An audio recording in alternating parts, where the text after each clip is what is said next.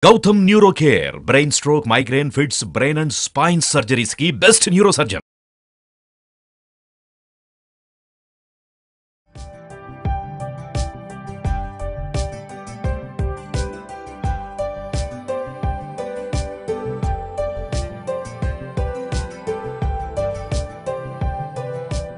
నమస్కారం. మీరు చూస్తుంది India's largest digital media network Suman TV. నేను మీ కీర్తి.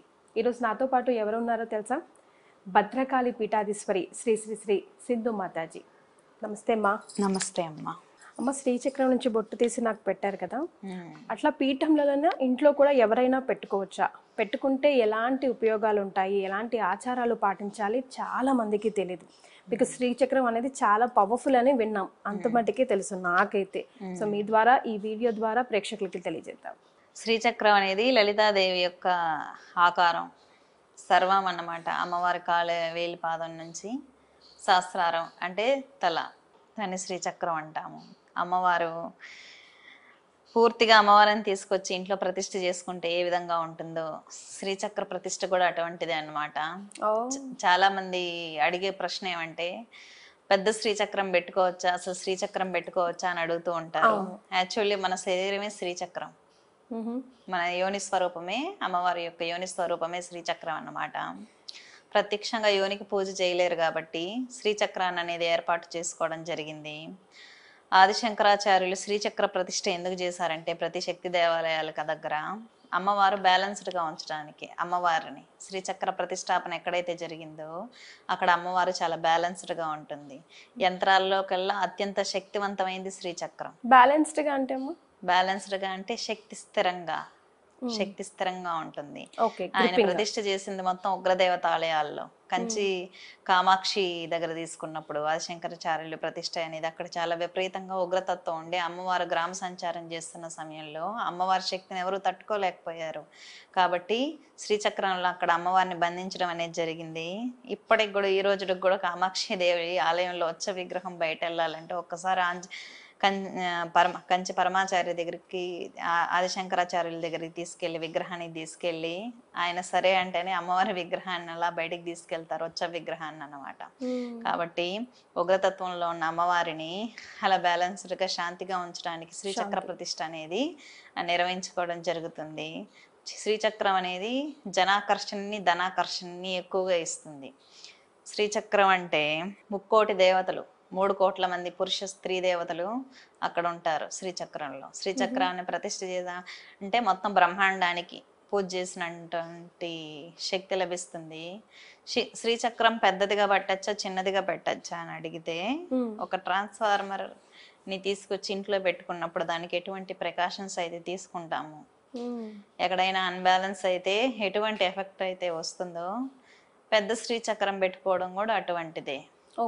చిన్నగా ఉండాలి. చిన్నగా శ్రీచక్రం తెచ్చి పెట్టుకొని, చిన్నగా అంటే ఎంత చిన్నగా, మరీ పెద్దది కాకుండా మన హస్తం తెచ్చి పెట్టుకొని ప్రతి ఒక్కరు పెట్టుకోవటం మంచిది. కానీ భార్యాభర్తలు ఇద్దరికి పూజలు చేసే అలవాటు ఉండాలి. శ్రీచక్రాన్ని అలా పట్టేసి దీపధూప నైవేద్యాలు కొంతమంది చూపించరు, అది చాలా తప్పు. మన ఇంటికి ఒక గెస్ట్ ని ఇన్వైట్ చేసి భోజనం పెట్టకపోతే ఎలా ఉంటుందో, శ్రీచక్రాన్ని ప్రతిష్ఠ చేసి పూజలు నిర్వహించకపోతే అంతే తప్పు కూడా. అమ్మవారిని తీసుకొచ్చి ఇంట్లో పెట్టుకున్నప్పుడు పంచోపచార పూజ అయినా కనీసం రోజు నిర్వహించుకునేటట్టు ఉండాలి. పూజలు ప్రతి ఒక్కరూ అలవాటు చేసుకోవాలి. అప్పుడు సర్వం ఆ ఇంట్లో జరుగుతాయి అన్నమాట, ఇబ్బంది ఉండదు. మనం రోజు ఆహారం ఏ విధంగా అయితే తీసుకుంటామో పూజ కూడా ఆ విధంగా ఇంట్లో పిల్లలకి, పెద్దవాళ్ళకి అలవాటు చేసుకోవాలి. శ్రీచక్రం పెట్టుకోకూడదని ఏం ఉండదు, కానీ నియమాలు పాటించుకోవాలి. రోజు దీపధూప నైవేద్యం కంపల్సరీ, ధూపం నైవేద్యం. ఇవి కాకుండా ఇంకా ఎలాంటి నియమాలమ్మా? అంటే ఇంటి ఆవరణ గాని ఎలా పరిశుభ్రంగా ఉంచుకుంటే సరిపోతుంది.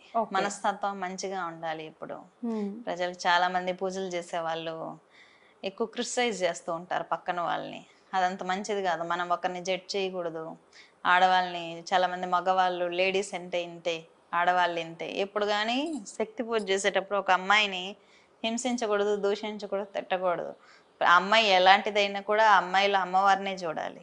అటువంటి స్త్రీ కలిగిన పురుషుడికి మాత్రమే అమ్మవారు సిద్ధిస్తుంది.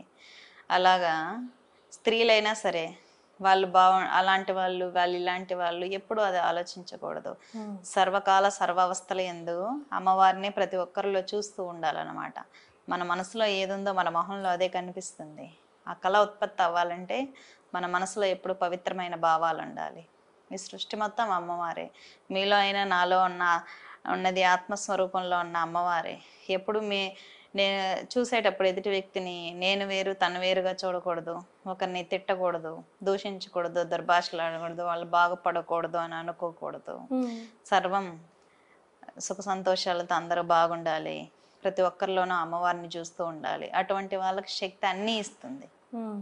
అమ్మ ఇప్పుడు విగ్రహం కానీ చిత్రపటం కానీ అమ్మవారిది పూజించిన దానికి యంత్రానికి పూజించిన దానికి ఏంటి డిఫరెన్స్? విగ్రహం చిత్రపటాన్ని చూసిన చోట ఇమాజిన్ మనస్సులో ముద్రపడిపోవటానికి. విగ్రహంలో కూడా శక్తి అనేది ఉత్పత్తి అవుతుంది. ఖచ్చితంగా పంచలోహాలకు ఆ శక్తి ఉంది, దివ్యశక్తిని ఆకర్షించగలిగిన శక్తి. యంత్రం అనేది మొబైల్లో సిమ్ కార్డ్ లాంటిది. సిమ్ కార్డ్ రాగితో చేస్తారు, మీకు ఐడియా ఉంది కదా. ఇక్కడ ఉన్న చిన్న రాగి సిమ్ కార్డు అన్ని సిగ్నల్స్ ని అంత ప్రోగ్రామింగ్ ని చేయగలిగినప్పుడు ఒక రాగి యంత్రం మీద ఉన్న ఫార్ములా యూనివర్స్ లో ఉన్న దివ్యశక్తిని ఆకర్షించగలదు కదా.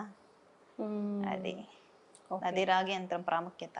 అమ్మ ఏ లోహంతో తయారు చేసింది పెట్టుకోవాలి, దేంతో పూజిస్తే ఎలాంటి లాభాలు ఉంటాయి? మామూలుగా పూర్వకాలంలో ఒక చెట్టు కింద రాయిని పెట్టి ఆమె అమ్మవారు అనుకొని పూజలు చేసేవాళ్ళు. నిజానికి శక్తి రాయిలో ఉండదు, మన మనసులో ఉండే పవిత్రమైన భావంలో ఉంటుంది అమ్మవారు. మనసులో పవిత్ర భావన భక్తి ఉన్నప్పుడు ఒక చెట్టు కింద రాయి పెట్టినా అమ్మవారే అవుతుంది. ఖచ్చితంగా అమ్మవారు ఆ రాయిలోకి వస్తుంది.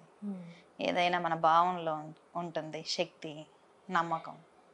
అమ్మ ఇప్పుడు మిమ్మల్ని చూస్తుంటే నాకు అడగాలనిపిస్తుంది, ఎప్పుడైనా నాకే ఎందుకు ఇలా జరిగింది, అమ్మవారు నన్నే ఎందుకు ఎంచుకుందన్న ప్రశ్న మీరు వేశారా? మీకు ఏం సమాధానం దొరికింది? నాకు సమాధానం దొరికింది. నేను చాలాసార్లు అనుకునేదాన్ని. ఫస్ట్ సాధన మొదటి దశలో అసలు నేను ఎందుకు జన్మ తీసుకున్నాను అని అనుకున్నప్పుడు నాకు వచ్చిన ఒక ఎక్స్పీరియన్స్, నేను ఒక వైకుంఠం నుంచి పతనమైన ఒక ఆత్మని. అది నాకు వచ్చిన సమాధానం. సమాజానికి లోకానికి మంచి చేయాలి, ఏదో జ్ఞానాన్ని నా ద్వారా దేవతలు అందివ్వాలనుకుంటున్నారు, మళ్ళీ తిరిగి నా మహావిష్ణువులో కలిసిపోవాలి. అది నాకు తెలుసు. నా జీవితానికి ఒక క్లారిటీ ఉంది. రైట్ అమ్మ, ఈ ప్రశ్న మీతో పాటు మీ అట్లీస్ట్ పేరెంట్స్తోనో మీ 10th క్లాస్ నుంచి ఒక వీడియోలో మనం మాట్లాడుకున్నప్పుడు చెప్పారు మీకు ఇలాంటి ఎక్స్పీరియన్స్ అయిందని. ఫ్రెండ్స్తోనో చెప్పినప్పుడు 110% ఎవ్వరూ నమ్మరు. టిల్ వాళ్ళు మీరు నిజంగా మీతో మీ జర్నీలో ట్రావెల్ అయ్యి మీతో పాటు వాళ్ళు ఎక్స్పీరియన్స్ అయ్యి ఎస్ అదేం తన ఏం చెప్తుందో అది 100% కరెక్ట్ అన్నప్పుడు సో ఎట్లా కన్విన్స్ చేయగలిగారు వాళ్ళని? ఎట్లా వాళ్ళకి మీరెంచుకున్న దారిలో ఎట్లా నడిపించగలిగారు? ఎన్ని ఇబ్బందులు? మమ్మీ డాడీకి ఎక్స్పీరియన్స్ ఎలా వచ్చిందంటే, ఫస్ట్ నేను దేవత కనిపించింది అన్నప్పుడు నమ్మలేదు. మా నాన్నకు సడన్ గా ప్యారలైజ్ అయినప్పుడు క్యూర్ అయింది. కాళ్ళు చేయి పడిపోయి నోరు రాలేదన్నమాట. 1 month లో నార్మల్ స్టేజ్కి వచ్చేసారు. ఎప్పుడు దేవుణ్ణి మొక్కనైనా అప్పటి నుంచి స్టార్ట్ చేశాడు. దేవుణ్ణి మొక్కటం, పూజించడం, గుడి చుట్టడం అలాంటివి ప్రతిరోజు వెళ్తారు. ఇప్పుడు దైవ దర్శనానికి అమ్మకి ఒక శక్తి అనేది ఇచ్చింది, ఒక మ్యాజికల్ పవర్ అమ్మవారు. ఎట్లా మంచిగా అయ్యారు పారాలిసిస్ అయిన నాన్నగారు? 1 month కి క్యూర్ అయిపోయింది. ఎలా? హౌ? మెడికేషన్ ఓకే, కానీ మీరు నమ్మించడానికి క్యూర్ అవుతే ఎందుకు నమ్మరు? ఆయన ఎక్స్పీరియన్స్ కదా అది. సడన్ గా క్యూర్ అవ్వటం, ఆయనకి ఎక్స్పీరియన్స్లు రావటం, ఆయన అనుభవం అది. ఎస్, సో ఏదైనా సెల్ఫ్ ఎక్స్పీరియన్స్ అవ్వడం చాలా ఇంపార్టెంట్ అంటారు. సంతోషం, ధన్యవాదాలు.